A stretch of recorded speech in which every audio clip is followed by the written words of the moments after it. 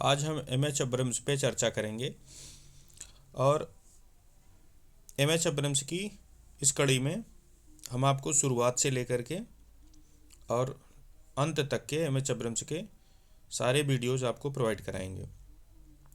तो चलिए हम शुरू करते हैं। सबसे पहले इसमें जो है हम स्टार्टिंग से शुरू करते हैं। पहला टर्म आपको यहाँ मिलेगा एब्जॉर्ब लिटरेचर। तो एब्जॉर्ब लिटरेचर क्या होता है, सबसे पहले मुझे ये समझना पड़ेगा। एब्जॉर्ब लिटरेचर, हम उस लिटरेचर को बोलते हैं जिसमें एब्सर्डिटी हो। अब एब्सर्डिटी क्या होती है? एब्सर्डिटी हम उसको बोलते हैं कि जिसमें आपको कोई रीज़न न मिले। जैसे सपोज दैट ये इंसिडेंट, दो इंसिडेंट हैं, एक घटना ये है, एक घटना ये है, तो दोनों घटनाओं में आपस में कोई ना कोई जुड़ाव है। इस घटना के परिणाम स्वरूप आपकी ये घटना हो रही है। एक घटना दूसरे से काज इफेक्ट के थ्रू जुड़ी है, तो इसमें माना जाएगा कि आपको रीजन मिल रहा है। लेकिन एब्जॉर्ब लिटरेचर में क्या होता है, एक घटना दूसरे घटना से जुड़ी नहीं होती है, आपको तर्क नहीं मिलेगा, लॉजिक नहीं मिलेगा। लॉजिक का मतलब क्या हुआ कि ये वाली घटना क्यों घटी या ये वाली घटना क्यों घटी।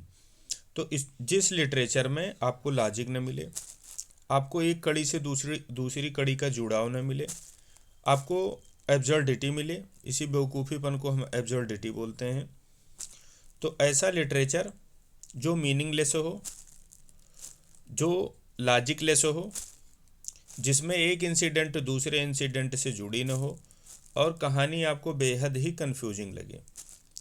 तो अब आपके मन में एक प्रश्न आएगा कि जब कहानी इतनी, उसमें लॉजिक नहीं है, एक कड़ी दूसरी कड़ी से जुड़ी नहीं है, काज इफेक्ट का कोई रीज़न नहीं मिल रहा है, तो हम इसको देखें क्यों, या दर्शक इसको देख क्यों रहे हैं, या इस टाइप का अगर जो कोई फिक्शन है तो हम उसको पढ़ क्यों रहे हैं, या इस टाइप का कोई ड्रामा है तो हम उसको देख क्यों रहे हैं।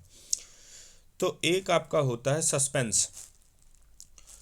प्ले की स्टार्टिंग से लेके लास्ट तक जो आपका प्ले राइटर होगा या नॉवलिस्ट होगा या पोएट होगा, सॉरी इसमें जो है पोएट्री उतना देखने को कम मिला है, तो ऐसी कहानी में सिर्फ आपको सस्पेंस मिलेगा। सस्पेंस के बेस पर शुरू से अंत तक आप उससे जुड़े रहते हैं। अब परीक्षा के लिहाज से अगर जो इसमें देखा जाए, तो परीक्षा के लिहाज से परीक्षा में आपके किस टाइप, ये तो हुआ समझने की बात। अब परीक्षा के लिहाज से यहाँ पे इस जो है टॉपिक में क्या क्या चीज़ें ज़रूरी हैं, तो एक बार उन पे हम लोग चर्चा कर लेते हैं। तो सबसे पहले हमको देखना है कि ये जो एब्जॉर्ब लिटरेचर है, इसकी रूट क्या है। जैसे हर चीज़ की रूट होती है, तो इसकी रूट क्या है, मतलब ये चीज़ जो है कहाँ से पैदा हुई। तो रूट कहाँ, इसके जो है 3 रूट माने जाते हैं। पहला रूट इसका है एक्सप्रेशनिज्म, दूसरा है सरलिज्म और तीसरा है फ्रेंच काफ्का के फिक्शन। समझ रहे हैं, इसमें ये 3 रूट आपके जो है मेन है। और जब ये लिटरेचर अस्तित्व में आया, उसके पहले ही कुछ ऐसे लिटरेचर लिखे गए थे जिसमें एब्सर्डिटी के गुण मौजूद थे, लेकिन उस समय एब्जॉर्ब नाम का या एब्जॉर्ब लिटरेचर नाम का कोई आपका प्रमाणिक शब्द ऐसा नहीं था जो कि हम इस टाइप के सिचुएशन के लिए या इस टाइप की थीम के लिए हम यूज कर सकें।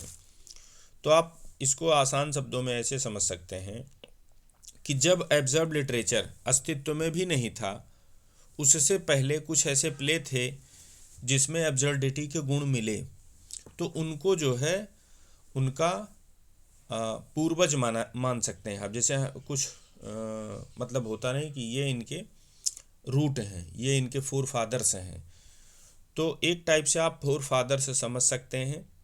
तो फोर फादर्स उसमें उनमें कौन से थे, एक फ्रेंच प्ले है, यूबी रोई इसका नाम है। तो ये जो यूबी रोई प्ले है, इस प्ले में एब्सर्डिटी के गुण मिले थे। अब ये जो एब्सर्डिटी का गुण है इस प्ले में आपको दिखा था, लेकिन इस समय एब्जर्व लिटरेचर नामक ये जो है ऐसा टर्म इजाद नहीं हुआ था। थीम थी, चीज़ें थी, लेकिन इस नाम से इजाद नहीं थी। अब दूसरा क्वेश्चन आपका ये बनता है कि ये जो यूबी रोई क्या है, फ्रेंच शब्द है। ये फ्रेंच फ्रेज का इंग्लिश में वर्जन क्या होगा, तो इंग्लिश में वर्जन ये होगा यूबू द किंग। तो ये आपके परीक्षा के लिए बेहद ही ज़रूरी है। अब इसी कड़ी में आपके सामने नेक्स्ट टर्म आता है। नेक्स्ट टर्म अब इसी एब्जर्व लिटरेचर में अगर जो देखा जाएगा कि जैसे लिटरेचर हुआ, तो इस लिटरेचर के ग्रेट प्रैक्टिशनर कौन हुए। तो इसके जो ग्रेट प्रैक्टिशनर हैं, वेल नोन प्रैक्टिशनर हैं, वो आपके सैमुअल बेकेट हैं। सैमुअल बेकेट इसके ग्रेट प्रैक्टिशनर माने जाते हैं और उनका जो ये वर्क है वेटिंग फॉर गॉडोट, ये बड़ा फेमस सा है। तो ये दो नाम आप याद रख सकते हैं, ये दो नामों पर आप ध्यान दे सकते हैं। अब ऑब्जर्व्ड लिटरेचर की इसी कड़ी में आपको एक आगे टर्म मिलेगा जो आपकी परीक्षा के लिए बेहद ज़रूरी है, वो आपका है ब्लैक कॉमेडी या black humour. Black comedy black humour क्या होता है?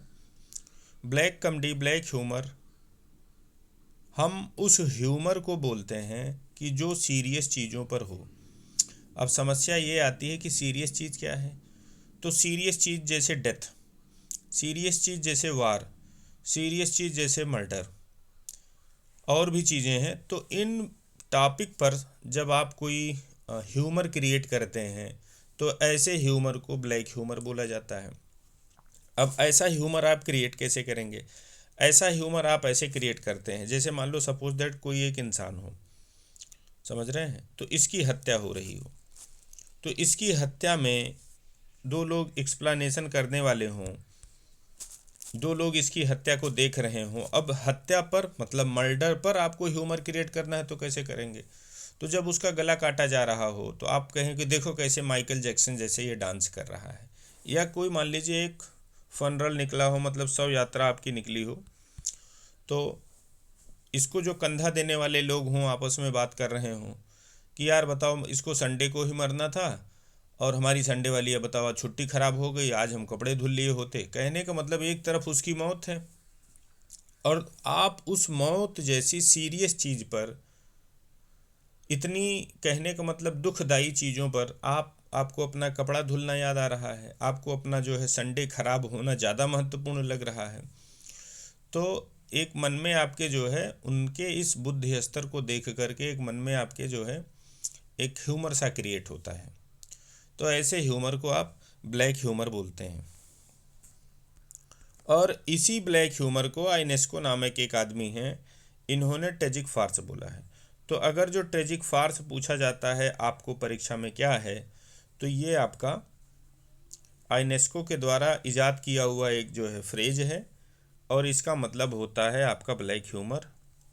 और अच्छा, ब्लैक ह्यूमर जिस कॉमेडी में डाल दिया जाता है वो कॉमेडी आपकी ब्लैक कॉमेडी बन जाती है। अब अगर जो इसके कुछ उदाहरण देखने हो ब्लैक ह्यूमर ब्लैक कॉमेडी वाले, तो आप जैसे एक जोसेफ हेलर का एक आपका वर्क है कैच-22, यहाँ आप देख सकते हैं, और भी तमाम वर्क दिए गए हैं। चलिए एक नेक्स्ट टर्म आपके सामने आता है, इस पे चर्चा करते हैं। यह है एकेडमिक नावल, यूनिवर्सिटी नावल और कैंपस नावल। ये क्या होता है? एकेडमिक नावल, यूनिवर्सिटी नावल और कैंपस नावल, ये तीनों आपका जो तीन नाम देख रहे हैं ये एक ही चीज़ है। अब इसमें होता क्या है, जैसे कोई भी आपको कहानी लिखनी है तो कहानी लिखने के लिए एक आपको एक माहौल चाहिए। माहौल का मतलब होता है एटमॉस्फेयर। दूसरा आपको कैरेक्टर्स चाहिए। तो जो कहानी का माहौल होगा, कहानी की पृष्ठभूमि होगी, कहानी का बैकग्राउंड होगा या कहानी की सेटिंग होगी, वो कहाँ का होना चाहिए? वो किसी यूनिवर्सिटी का होना चाहिए, वो किसी एकेडमिक इंस्टीट्यूट का होना चाहिए। अब यही चीज़ आपको कैंपस के नाम से जानी जा रही है। तो कहने का मतलब एकेडमिक नावल, यूनिवर्सिटी नावल और कैंपस नावल बनाने के लिए आपको यूनिवर्सिटी, कोई एकेडमिक इंस्टीट्यूट, कोई कैंपस, इसकी सेटिंग चाहिए। सेटिंग के साथ साथ जो यहाँ पे आपके कैरेक्टर्स होंगे वो भी यहीं पे कहीं ना कहीं एम्प्लॉयमेंट पाए हुए व्यक्ति होते हैं। तो कैरेक्टर भी यहीं के, एटमॉस्फियर भी यहीं का।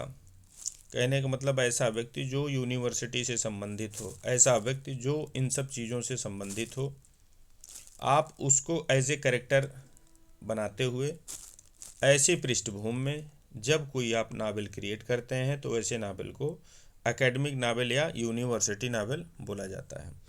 अब इस कड़ी में आपके सामने नेक्स्ट टर्म आता है, इसी का सब डिवीज़न आप मान सकते हैं, वेरिसिटी नावल।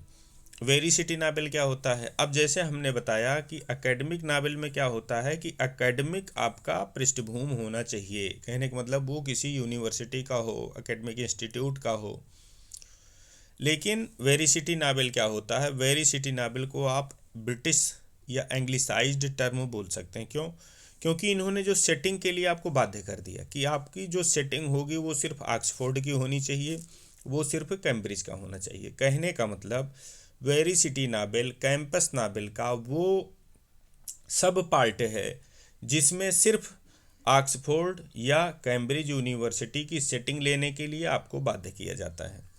अब इसी कड़ी में आपके सामने नेक्स्ट टर्म आएगा, वो है एडजंक्ट नाबेल। एडजंक्ट नाबेल क्या होता है? ये भी आपका यूनिवर्सिटी नाबेल का एक सब पार्ट मान सकते हैं।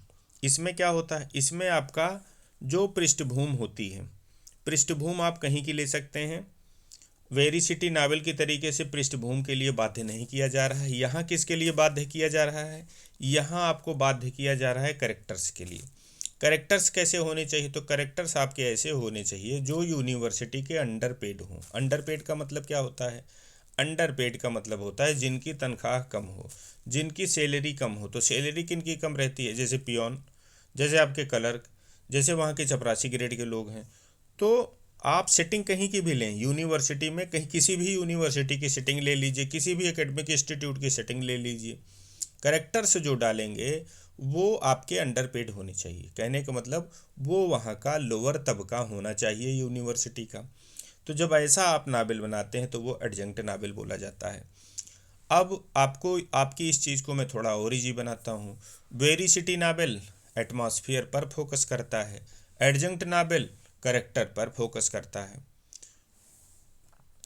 तो इस वीडियो में हम इतना ही रखते हैं। नेक्स्ट वीडियो में हम आपको कुछ और टर्म प्रोवाइड कराएंगे, और ये जो टर्म मैं आपको प्रोवाइड कराऊंगा वो सब सीरियल से ही रहेंगे। थैंक्स।